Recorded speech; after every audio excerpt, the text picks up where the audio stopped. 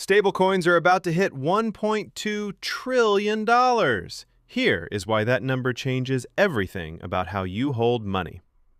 You have a savings account. It earns somewhere between nothing and almost nothing. You know this. You have known this for years. You keep the money there anyway because the alternative feels complicated, and the complicated thing might go to zero, and the nothing return feels safe in a way that is mostly psychological. This is not a criticism. This is a description of how almost everyone holds money.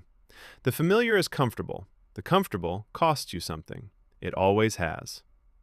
Here is what is happening right now while you keep the money in the account earning nothing. The number. The total stablecoin market crossed $323 billion in May 2026. Not the entire crypto market, just stablecoins, just the digital assets designed to hold exactly $1 of value. That number was $205 billion 18 months ago. It was $120 billion 3 years ago. It has not slowed down. It has accelerated. Coinbase projects it reaches $1.2 trillion by 2028. Standard Chartered believes $1 trillion in bank deposits from emerging markets alone will rotate into stablecoins. These are not fringe predictions from anonymous accounts on crypto Twitter. These are institutional research desks with compliance departments and legal teams who sign off on every word. The money is moving. The question is whether you understand where it is going and why. What a stablecoin actually is. Not Bitcoin, not Ethereum, not speculation. A stablecoin is a digital asset pegged to the value of a fiat currency, almost always the US dollar, backed by reserves of cash, treasury bills, or money market instruments. 1 USDT equals $1. 1 USDC equals $1. The price does not move. That is the entire point. USDT, Tether, currently holds $189.7 billion in circulation. Its reserves as of March 2026 include $117 billion in US Treasury bills. It is one of the largest holders of American government debt on the planet. USDC, Circle, holds $77.9 billion in circulation, attested by Deloitte, regulated across more than 20 blockchain networks. These are not speculative assets. They are dollar accounts that live on a blockchain instead of inside a bank. The distinction sounds small. The implications are enormous. What they are replacing. In 2025, stablecoins processed $46 trillion in transaction volume. Not billion, trillion. That is more than 20 times PayPal's annual volume. It is approaching 3 times Visa's. MasterCard now settles stablecoin transactions directly. Visa's stablecoin settlement reached a $4.5 billion annualized run rate by January 2026. SoFi became the first U.S. chartered bank to offer direct stablecoin trading from customer accounts. The infrastructure is not being built. It has been built. The settlement layer of the global financial system is quietly migrating onto blockchain rails, and most people watching their savings account earn 0.04% APY have not noticed. Stablecoins accounted for 75% of total crypto trading volume in the first quarter of 2026. 3/4 of all crypto activity runs through assets that don't go up or down. The speculation gets the headlines.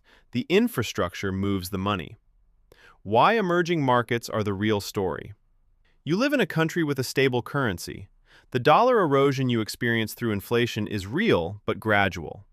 There are 193 countries on this planet. Many of them do not have that. In Turkey, Argentina, Nigeria, and Pakistan, people are converting local currency into USDT not because they are crypto enthusiasts, but because USDT holds its value better than the currency their government prints. A Turkish lira converting into USDT is genuine new demand for US dollar exposure. It bypasses the local banking system. It bypasses capital controls. It arrives instantly and costs almost nothing to send. Standard Chartered's research estimates that $1 trillion in bank deposits from these markets could flow into stablecoins. Not because blockchain is exciting, because dollar stability is worth paying for when your government cannot provide it. Stablecoins are not a crypto product in these markets. They are a survival tool. The Genius Act. What regulation means. The U.S. Genius Act, now enacted, requires stablecoin reserves to hold only cash, deposits, or treasury securities with maturities under 93 days. This is not a restriction. This is a legitimization. It means regulated stablecoins are, by law, backed by the safest assets in the world. It means institutional money that could not touch unregulated stablecoins can now engage. Every dollar that flows into a regulated stablecoin becomes a buyer of short-term US Treasury bills.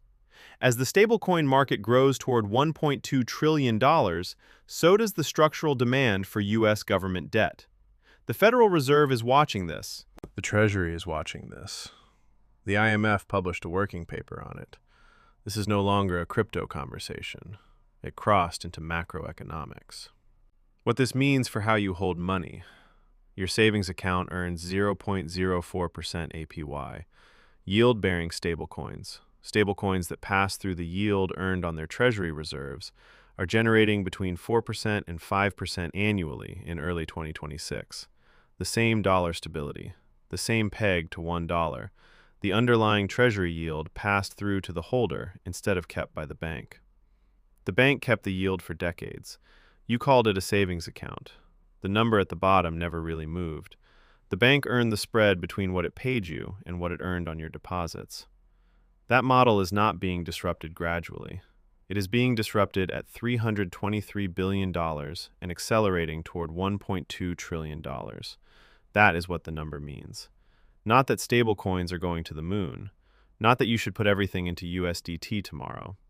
It means the infrastructure for holding dollars differently already exists, is already regulated, is already processing more transaction volume than Visa, and is already growing faster than most people's mental model of what crypto is. The question is not whether this is happening. The $323 billion says it is already happening. The question is whether it is happening to you or around you.